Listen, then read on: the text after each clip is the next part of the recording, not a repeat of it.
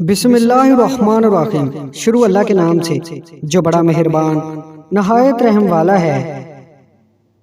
دعا کی قبولیت آپ کے اندر ہوتی ہے جب آپ کا اخلاص، آپ کی نیت اور آپ کی کارکردگی اور اضطراب ایک فریکوینسی پر جمع ہو جائے تو دعا کی قبولیت یقینی ہے۔ تکلیف آتی ہے ہمارے اعمال کی وجہ سے، ہماری وسعت برداشت کے مطابق اللہ کے حکم سے۔ ہر تکلیف ایک پہچان ہے اور یہ ایک بڑی تکلیف سے بچانے کے لیے آتی ہے۔ غم اور پریشانی دراصل انسانی فیصلے اور اللہ کے حکم کے درمیان فرق کا نام ہے۔ غم کی بڑی کاروائی یہ ہے کہ غم تمہیں بہت ہی نرم کر دیتا ہے۔ اگر غم نہ ہو تو انسان پتھر ہی رہتا۔ ہم انسان کسی کی غلطیاں معاف کر ہی نہیں پاتے، ہم صرف دوسروں کو مطمئن کر دیتے ہیں کہ ہم نے معاف کیا، لیکن در حقیقت ہم اس بات کو قبول ہی نہیں کر پاتے۔ ساری زندگی کچھ باتیں سوچتے گزرتی ہیں۔ بہت دفعہ دل کرتا ہے کسی سے گلہ کرنے کا، اسے بتانے کا کہ اس کی یہ بات نے میرا دل توڑا تھا، لیکن ہم چاہ کے بھی نہیں بول سکتے۔ نہ جانے کتنے ہی درد کے تہ در تہ دکھ ہوتے ہیں جو ہماری ذات کے ساتھ پروان چڑھتے ہیں۔ ہر روز ہم بدلتے ہیں، روز ٹوٹتے ہیں، کبھی اپنے کیے کے ہاتھوں، کبھی دوسروں کے ہاتھوں۔ جب تک آپ کسی کو معاف نہیں کرتے تب تک آپ نفرت، بدلے اور غصے کا بوجھ اٹھا کر پھرتے رہتے ہیں۔ کبھی کبھی دوسروں کو معاف ہم ان کے لیے نہیں بلکہ اپنا بوجھ ہلکا کرنے کے لیے بھی کرتے ہیں۔ اداس مت ہو، اللہ سب سے زیادہ مایوس کن لمحات میں امید بھیجتا ہے۔ سب سے بھاری بارش طریق ترین بادلوں سے ہی ہوتی ہے۔ ایک بدو نے نبی پاک صلی اللہ علیہ وآلہ وسلم سے پوچھا کہ حشر میں حساب کون لے گا؟ آپ صلی اللہ علیہ وآلہ وسلم نے فرمایا اللہ۔ بدو خوشی سے جھوم اٹھا اور چلتے چلتے کہنے لگا باخدا تب تو ہم نجات پا گئے۔ آپ صلی اللہ علیہ وآلہ وسلم نے پوچھا وہ کیسے؟ اس نے عرض کیا اللہ کریم ہے اور کریم جب قابو پا لیتا ہے تو معاف کر دیتا ہے۔ بدو چلا گیا مگر جب تک نظر آتا رہا آپ صلی اللہ علیہ وآلہ وسلم اس کا جملہ دہرا کر فرماتے رہے قد وجد رہی، اس نے رب کو پا لیا، اس نے رب کو پہچان لیا۔ دو ایسے گناہ جن کی سزا اللہ تعالیٰ دنیا میں ہی دے دیتا ہے اور ایسی سزا دیتا ہے لوگ کانوں کو ہاتھ لگاتے ہیں۔ نمبر 1 کسی پر ظلم کرنا، نمبر 2 والدین سے بدسلوکی کرنا۔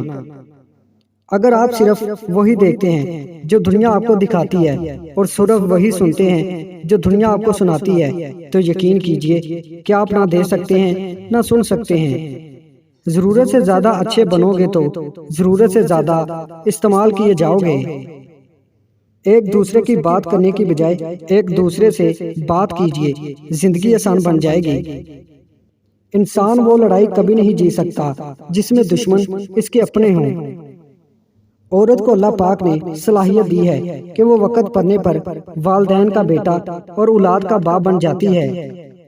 اللہ تعالیٰ نے عورت کو مرد کی پیشانی سے نہیں بنایا کہ وہ مرد پر حکمرانی کرے، نہ اس کے پاؤں سے پیدا کیا کہ وہ اس کی غلامی کرے، بلکہ اس کی پسلیوں سے پیدا کیا کہ وہ اس کے دل کے قریب ہو۔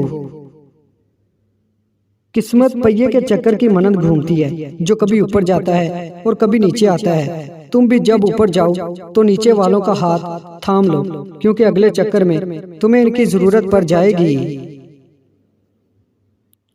ناممکن ہے کہ اللہ نے جو آپ لیے لکھ دیا ہے وہ کسی اور کے پاس چلا جائے، تو پھر مطمئن ہو جائیں، اپنے دل سے حسد، نفرت اور کدورت کو باہر نکال پھینک اور صاف دل اور صاف نیت کے ساتھ جینا سیکھیں۔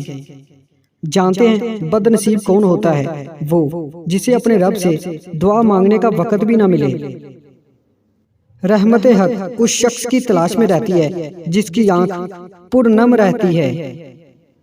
اگر اللہ پاک تمہاری دعائیں پوری کر رہا ہے تو وہ تمہارا یقین بڑھا رہا ہے، اگر دعائیں پوری کرنے میں دیر کر رہا ہے تو تمہارا صبر بڑھا رہا ہے، اگر تمہاری دعاؤں کا جواب نہیں دے رہا تو وہ تمہیں آزما رہا ہے۔ اس لیے ہمیشہ دعا مانگتے رہو۔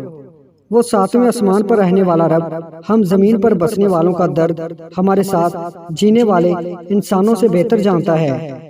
دلوں میں بسنے والے پھولوں جیسے ہوتے ہیں، دنیا سے چلے بھی جائیں تو پیچھے یادوں کی خوشبو چھوڑ جاتے ہیں۔ تھوڑی سی تھکاوٹ پر نماز نہ چھوڑ اے مومن، ان سے کچھ سیکھ جنہوں نے جسم میں خنجر ہوتے ہوئے بھی آخری سجدہ نہ چھوڑا۔ اپنے اخلاق کو پھول جیسا بنا لو، اور کچھ نہیں تو پاس بیٹھنے والا خوشبو تو حاصل کرے۔ ہنسانے والے اچانک خاموش ہو جائیں تو ان کی خاموشی سے سکون نہیں، خوف آتا ہے۔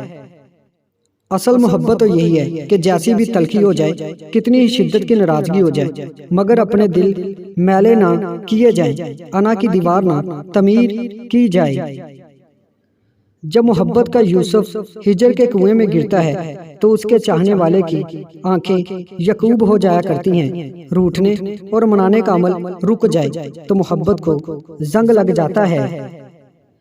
جن سے محبت ہو ان کو پابند نہیں بنایا جاتا۔ محبت اگر سچی ہے تو وہ خود ہی پابند ہو جائیں گے۔ شیخ سعدی رحمۃ اللہ فرماتے ہیں، میں نے ایک نیک شخص کو دریا کے کنارے دیکھا جس کو ایک چیتے نے زخمی کر دیا تھا، اور اس کا زخم کسی دوا سے اچھا نہ ہوتا تھا، اور وہ عرصہ دراز سے اس تکلیف میں مبتلا تھا، مگر ہر وقت اللہ کا شکر ادا کرتا تھا۔ لوگوں نے اس سے پوچھا کہ شکر کس بات کا ادا کرتے ہو؟ اس نے جواب دیا، اس لیے مصیبت میں مبتلا ہوں، نہ کہ گناہ میں۔ امید کرتا ہوں دوستو آج کی ویڈیو آپ کو پسند آئی ہے۔ ویڈیو پسند آئی ہے تو اس کو لائک کر دیں، ہمارے چینل کو سبسکرائب کر دیں، اور ساتھ ہی ہمارے فیس بک پیج کو لائک کرنا مت بھولیے گا۔ شکریہ۔